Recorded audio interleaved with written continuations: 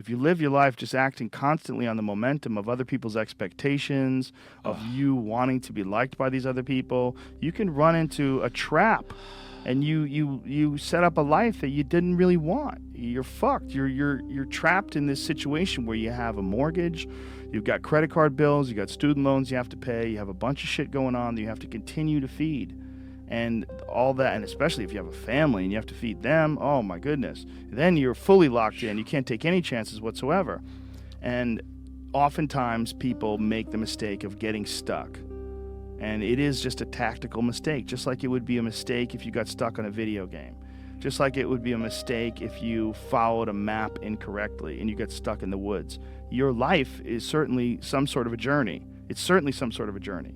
And we have to all be aware that when we're making journeys, we're not going to always make the right steps. And sometimes you have to back up and try again. And if you're in a position where you can't back up and try again, you've trapped yourself. And the system will set out honeypots for people to get trapped in. The system will set out the ideas of retirement, the ideas of the golden years, providing you benefits, providing you a healthy work environment. Why? Well, because they want people to work for them. They don't want people to realize their own dreams and escape. And that's a fucking pain in the ass. So you got to hire more people and train them. And they want to set it up so that you stick around. You stick around in some sort of an unsatisfying world. It's up to you to see that video game problem, to see that issue as it comes up on the map. And no, I think this is a right turn. To see all the problems that could potentially lay in front of you and calculate your future. And then also look around at all the people that didn't do it and look at the misery that they're in and learn that you don't want to be like them. And then look at the people that have kind of taken chances and navigated their way. What did they do differently than you?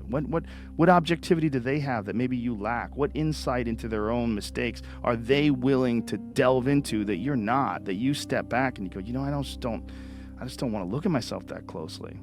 But the person who's able to look at themselves the closest is going to get the more rational results. Like our bodies, for whatever reason, most people, their associations are to avoid anything that's uncomfortable. But it's so illogical, because when you look at comfort and you look at success and progress and the feelings of accomplishment and of getting past certain hurdles in terms of like how you feel about life, a lot of those are connected to discomfort. Like discomfort is your friend. It really is. Like discomfort and not being happy and content with certain situations in life or certain feelings in life, they're massive motivators, and they're amazing at facilitating change. And yet our instinct is to avoid those and just sit on the couch and watch some fucking reality show about dudes who make moonshine with our jaw open, like, ugh. It's bizarre. It is. What I tell people is the best advice that I've ever heard, it's the best advice I ever came up with, is that live your life like you're the hero in your movie. And right now is when the fucking movie starts and your life is a shitbag disaster, like every fucking Arnold Schwarzenegger movie where he wakes up and makes a blender full of pizza and ice cream, and that's what you know what I mean? Yeah. Those guys where they're like on the brink, they put the gun in their mouth and they put it down because they see a photo of their daughter.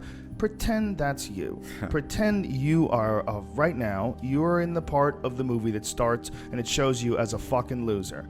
And just decide not to be a loser anymore. Live your life like there's a documentary crew following you around and you are analyzing your own behavior. Do what you would want to do so that your kids one day would look back at it and see that documentary and look on it with pride. Like, wow, my dad was a bad motherfucker. He really did what he had to do. Wow, my mom really got her shit together. I love a success story, but even more than a success story, I like a dude who fucks his life up and then gets it back together again story. Those are my favorite stories. And the way to do that, you gotta write shit down. You gotta think that you are the hero in your own fucking movie, and then you gotta sit down and you gotta write shit down. Write down what you need to do. Most people play the role of the victim in the movie, right? Sure. Yeah, this life is fucking me over, man. I could have had this and I should have had that. And why does this guy get that? And why does that guy get this? And all things that are completely unrelated to you. Yeah. All things that you find other people's success as a downfall in your own existence. Instead of being inspired, instead of choosing to be positive, instead of like improving constantly on the direction of trying to achieve whatever the fuck you have written down, you just sit around and spiral. You know, There's nothing more miserable than sitting around someone who's fucking complaining all the time. It is one of the most annoying things ever. Everybody hates it. When someone just sits around and they complain about their life and they don't do jack shit about it. And you tiptoe around it. You don't know what to say. Well, she gets upset when you bring that up. I don't want to bring that up. And you want to go, you fucking crazy bitch. You know what's wrong with your life. Yeah. Stop announcing it to everybody else and go out and fix that shit. I think in a lot of ways, we rely on momentum. We rely on the momentum of past experiences where you're just conditioned to do that. It's one of the things that you do. And for me, at least, when I get like really disciplined and really, I get really consistent with my workouts. One of the things that I almost feel momentum. I feel like there's like a push behind me, like, all right, like after I get out of the gym, I have a really good workout. I'm like, yeah, now I'm doing it. I'm doing it all the time now. And I'm looking forward to the next time. And it makes that resistance much weaker, and it makes my motivation and my discipline much stronger.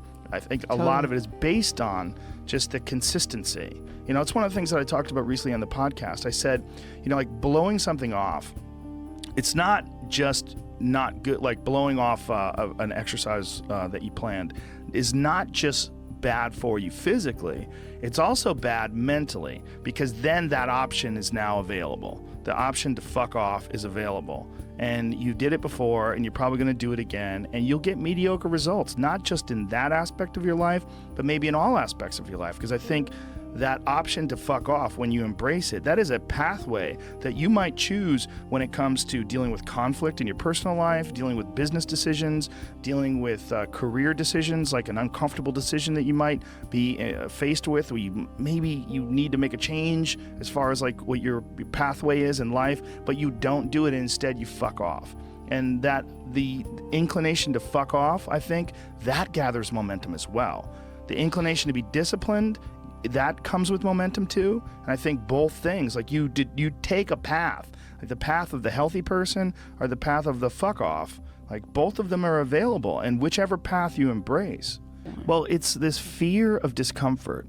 People have this extreme feeling in their mind when it comes to their associations with exercise. They want to avoid discomfort. They feel like any type of exercise is just like something to be avoided. That's not for me. Fuck that. I don't want to sweat. I don't want to strain. And a lot of times this association that they have is about the beginnings of getting in shape. It's not about once you're actually fit. Because once you're actually fit, exercise is something you look forward to. It's an alleviation of stress. It feels great. Like if I can't get a workout in, I look at my schedule. I go, oh shit, I don't have any time for a workout, which means I'm not going to get that good feeling. And so instead of looking at it like, oh, I've got to go grunt and sweat, I'm thinking I'm not going to feel good. I'm not going to feel relaxed. I'm not going to feel carefree. And I'm not going to feel even appreciative, like my appreciation of things. And it gets enhanced greatly after exercise. I just feel better. I feel like I can take things in for what they are rather than, whatever sensory data that I'm getting from any event is just one more distraction that gets in my way. And that's a lot of times how I look at things if I'm overstressed or if I'm working too much. Like to need to actually go out there and act is so strong. It's such an important thing, but yet we resist it. Many people, I know you don't, I don't, but so many people do. But I feel the thing. I don't allow it to work, but I feel that. Fuck this, I don't want to work out. I feel it all the time, almost every time before I work out. I have at least an inclination to blow it off. I don't ever embrace it, but it's there. It's there with everybody. Like no one is like completely 100% healthy and without any resistance. There's a weird thing that people do where they want to pretend they're not trying to do better.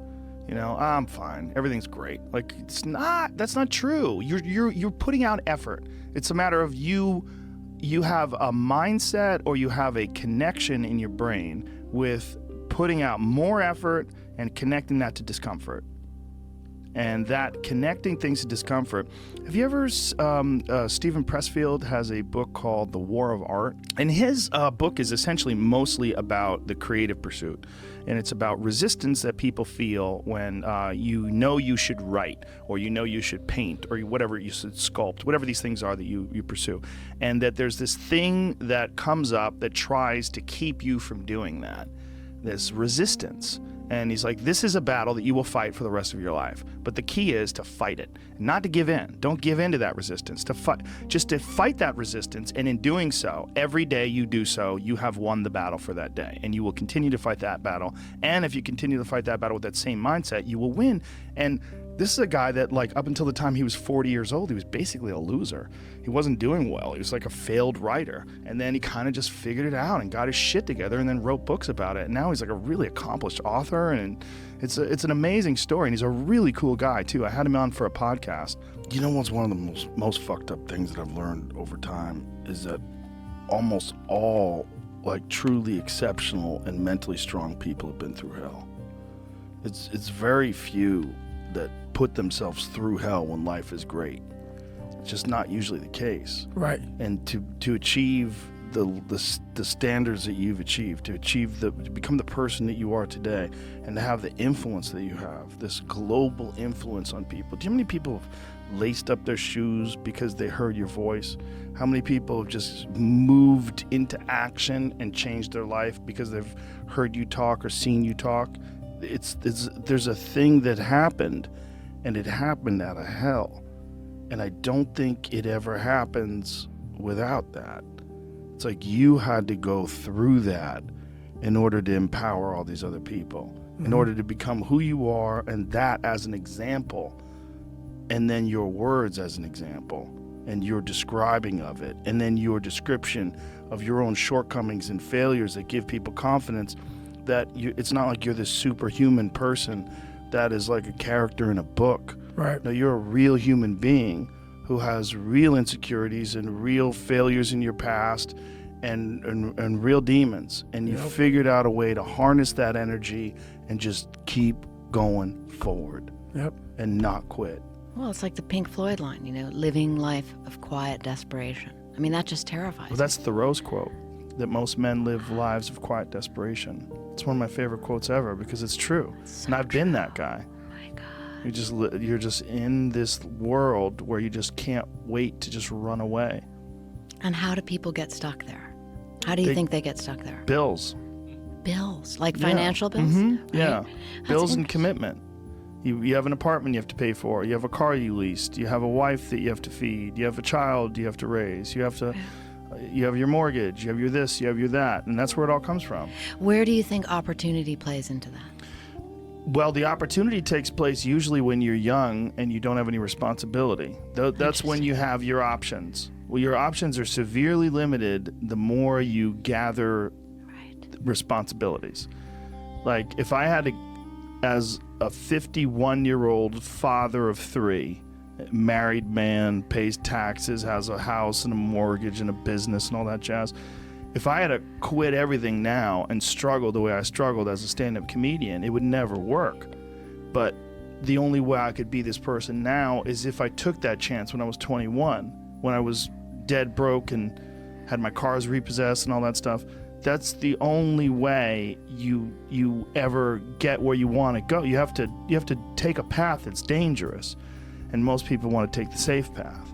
And the safe path leaves you stuck in quiet desperation almost every time. It's hell. It's hell. You're selling insurance or some other shit that you care zero about. The way you can change is you have to put aside enough money to give yourself a window.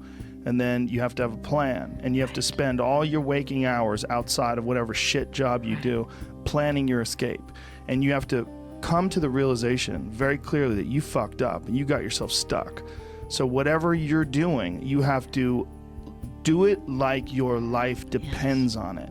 And whether it is you're trying to be an author and if you're gonna try to be an author and you're working 8 hours a day plus commuting plus family responsibilities or whatever else you have, whatever time that you have to attack like you're trying to save the world. You're trying to save your life. You don't want to drown. That 1.5 hours a day that you have to write, god damn, you better be caffeinated and motivated. You got to go. You got to get after it, and you got to have discipline.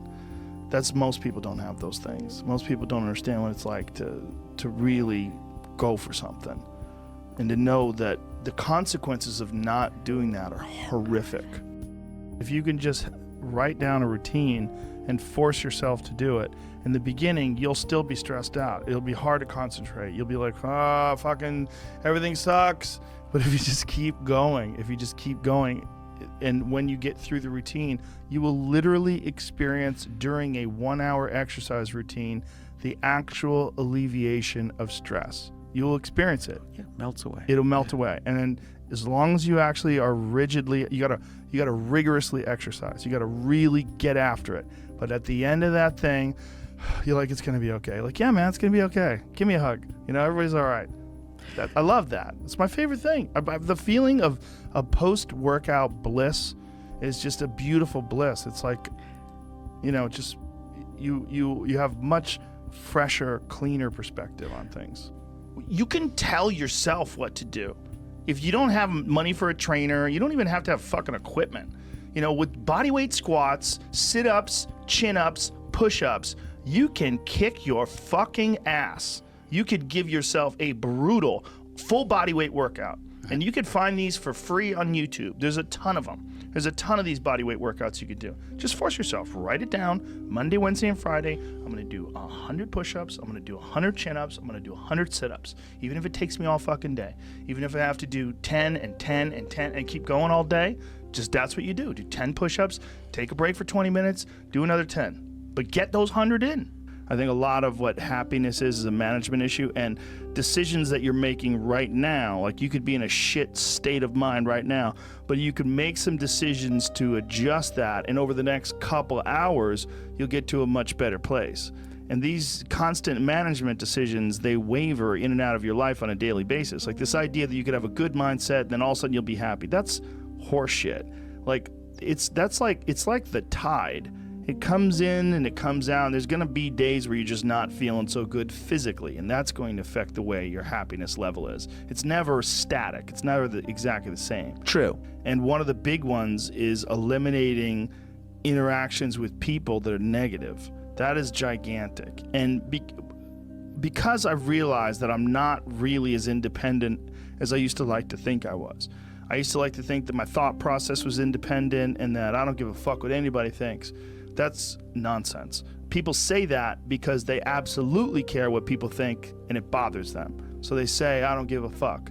But that I don't give a fuck stuff is almost entirely nonsense. You do care. And you care in both ways. You care if people are critical of you, care if people are positive of you, but you also care if people are living positive lives and they're motivating you. That's a big one. People are fuel. And other people, it's one of the reasons why I like talking to people, one of the reasons why I like to do podcasts, because I get a lot out of, like just talking to you about your time in the monastery or your push to get to that 100 miles. Like you get energy out of people like that, and you think about this energy and you think about this inspiration when you're doing other things.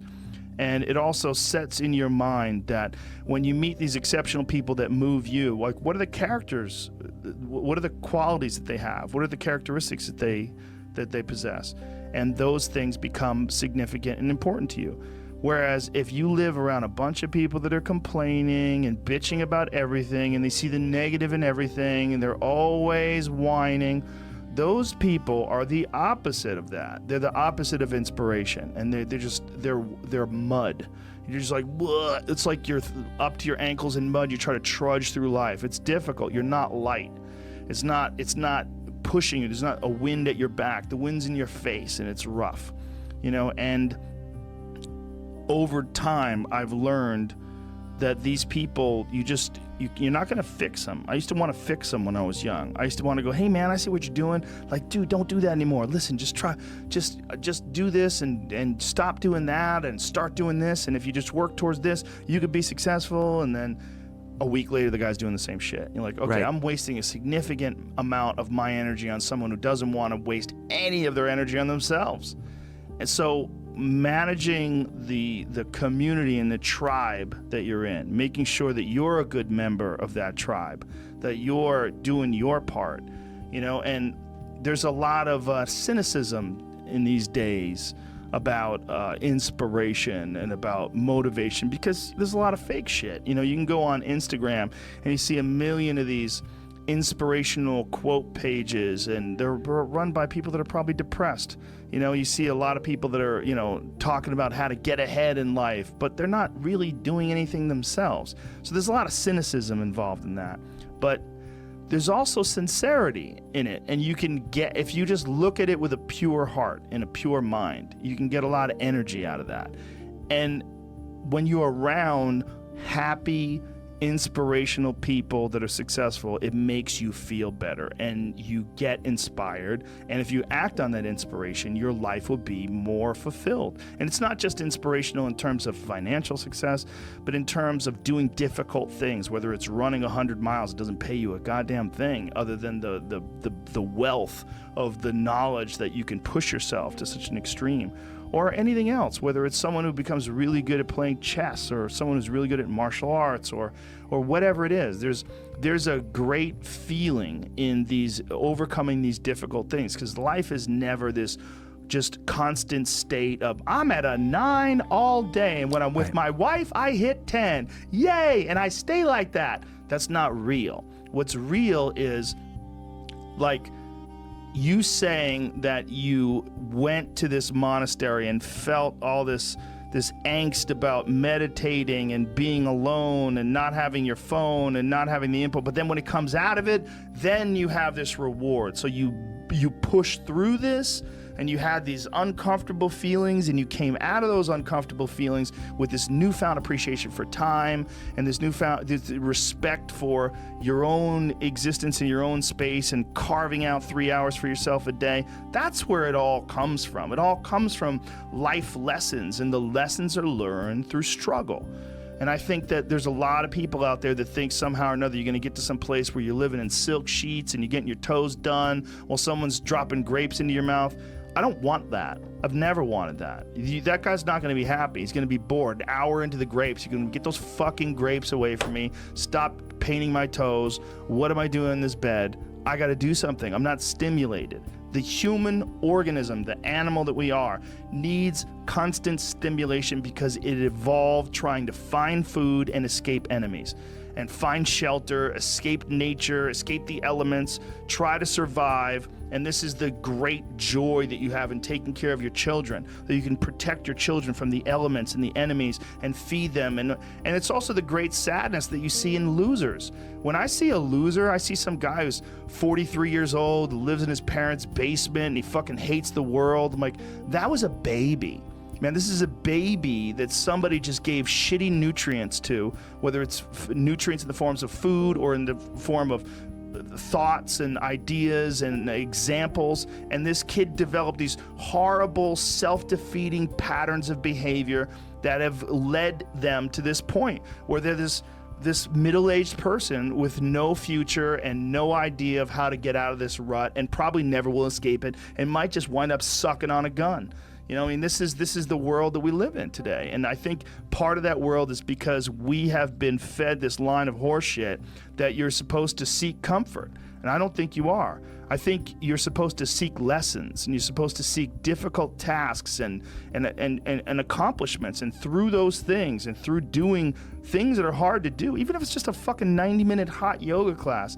I do a 90-minute yoga class, man. Those last 20 minutes, I do not want to be there, man. And I definitely don't want to give 100%. And I can cheat.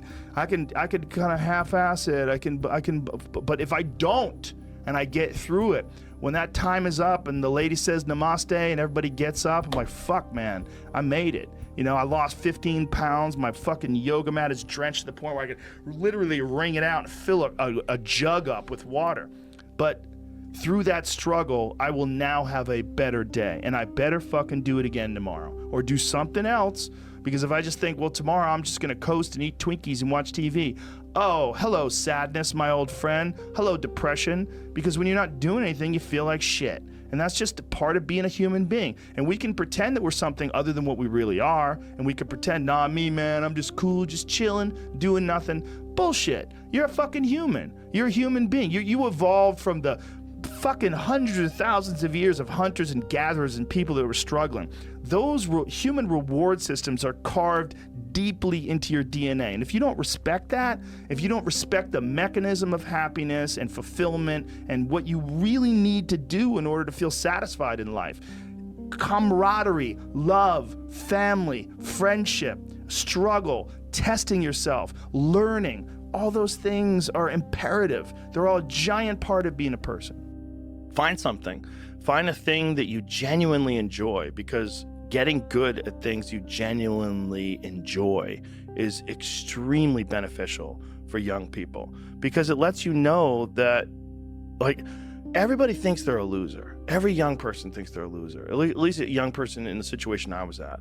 Like, I didn't know I wasn't a loser until I started winning, until I started doing martial arts. Martial arts taught me that, like, I could get better at stuff, that I wasn't really a loser. I just was someone who was, like, in a fucked up situation. But you could channel all that energy that you have as a young person into something and get better at it. And then all of a sudden people admired me. I was like, this is crazy. So I went from being someone who was incredibly insecure and basically a failure to someone who was really successful at this one thing that was very dangerous, that other people were scared of. And that gave me immense confidence and also a real understanding of the direct correlation between hard work and success. And kind of understanding that you're not a loser. Right. That there is a diamond in the rough. Yeah, and also an understanding that you can't listen to people. Because even my parents didn't want me to do martial arts. They didn't want me to fight. They didn't want me to do stand-up. There's like, you have to understand, like, who you are, and then in the face of other people's either criticism or, you know, lack of faith in your ability to succeed, you push through, and there's great benefit in that. And then you realize that you can kind of apply that to other things in life. You can apply that to critics. You can apply that to social media commentators. You can apply that to a lot of things. If you're alive, you can get better at stuff. And I don't think people are happy if they don't have puzzles and complex tasks and things that are interesting to them, whether it's an art project or whether it's learning something completely new like stand-up comedy. Like, doing things that are difficult it's as much of a nourishment of the mind as food is a nourishment of the body. I think you need things that are puzzling to you, where you have to find your own human potential in the difficulty of the task and work your way through things. At least for me. For me, I mean, I can only speak for me because I'm the only life that I've ever lived that I'm aware of. And in my life, that has been 100% constant. I am a very happy person, and I have never had a moment where I'm not doing difficult shit. Tasks. Give yourself an arduous, difficult task where you're challenged mentally and challenged physically. One of the great things about being challenged physically is it's also mental. The people that don't understand that have never really been challenged physically. People that think that physical challenges are just physical. It's just brute grunt work. It's not. It's emotional intelligence. It's understanding your desire to quit and, conquering your inner bitch. All that stuff it's mental. It's playing out inside your head. And there's a mental strength that you acquire from that you can apply to intellectual pursuits. And the people that don't think that are the people that haven't attempted them. And there's an arrogance to people that only pursue intellectual exercises, only pursue intellectual things, and don't pursue anything physical. That the physical stuff is base, it's grunt work, it's primal, it's not necessary. I don't think that's accurate. I don't think that obviously there's people like Stephen Hawking who have no opportunity to do anything physical, right? His physical dilemma is keeping his heart beating. But for most people, I think you can really benefit from physical struggle, and you benefit from it in a mental way. And I think that is overlooked. That's unfortunately overlooked by academics and intellectuals who They make excuses for why they're fat and lazy or scrawny. Well, you need some amount of pride and some amount of ego to get good at things in the first place, because it's such a counterintuitive notion, because you have to have a belief in yourself. You have to be able, like when you start out at jiu-jitsu, you're a white belt. Like, I remember being a white belt and being like, oh my God, I am fucking never gonna get good at this. I'm gonna suck forever. But to look at people who are better than you and know they had to have sucked at one point in time. Okay, there's somewhere along the end of this tunnel, there's got to be a light. I just got to keep going.